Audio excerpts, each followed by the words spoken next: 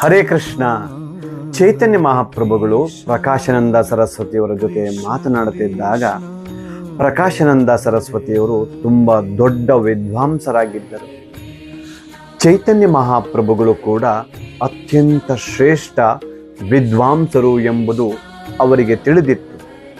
ಆದರೂ ಅವರು ಮಹಾಪ್ರಭುಗಳನ್ನು ಟೀಕಿಸುತ್ತಿದ್ದರು.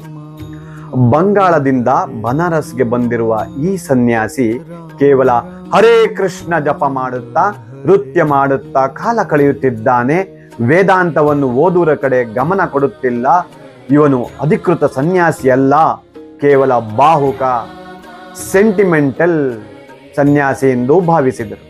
ಆದರೆ ಒಬ್ಬ ಮಹಾರಾಷ್ಟ್ರದ ಬ್ರಾಹ್ಮಣನು ಪ್ರಕಾಶಾನಂದ ಸರಸ್ವತಿ ಮತ್ತು ಚೈತನ್ಯ ಮಹಾಪ್ರಭುಗಳ ನಡುವೆ ಒಂದು ಸಭೆಯನ್ನು ಏರ್ಪಡಿಸಿದರು.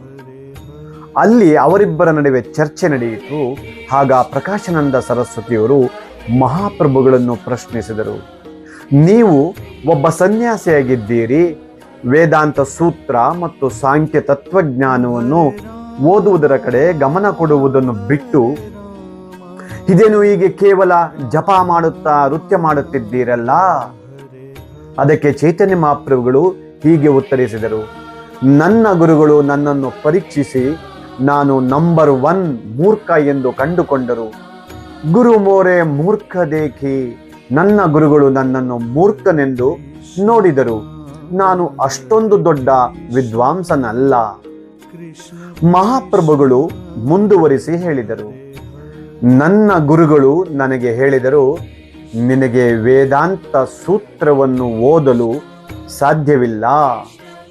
ವಾಸ್ತವವಾಗಿ ವೇದಾಂತ ತತ್ವಜ್ಞಾನ ಎಂಬುದು ಕೇವಲ ಸಾಮಾನ್ಯ ಜ್ಞಾನವಿರುವವರಿಗಾಗಿ ಮಾಡಿದ್ದಲ್ಲ.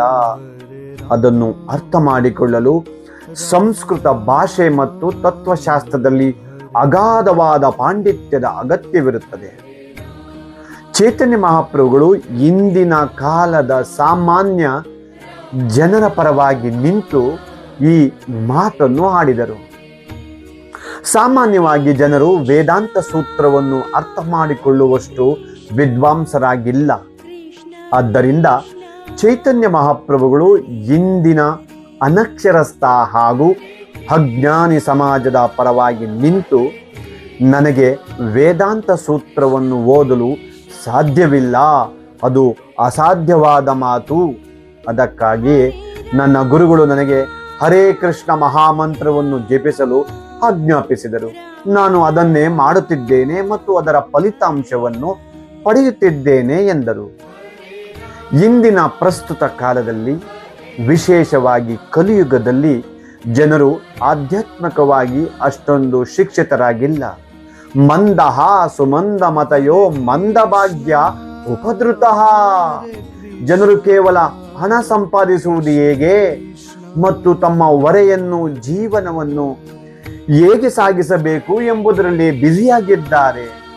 ಹರೇ ಕೃಷ್ಣ ಕೃಷ್ಣ ಕೃಷ್ಣ ಹರೇ ಹರಿ, ಹರೇ ರಾಮ ರಾಮ ರಾಮ ಹರೇ ಹರಿ. ದಯವಿಟ್ಟು ಜಪಿಸಿ 108 ಬಾರಿ ಆನಂದದಿಂದಿರಿ. ಹರೇ ಕೃಷ್ಣ.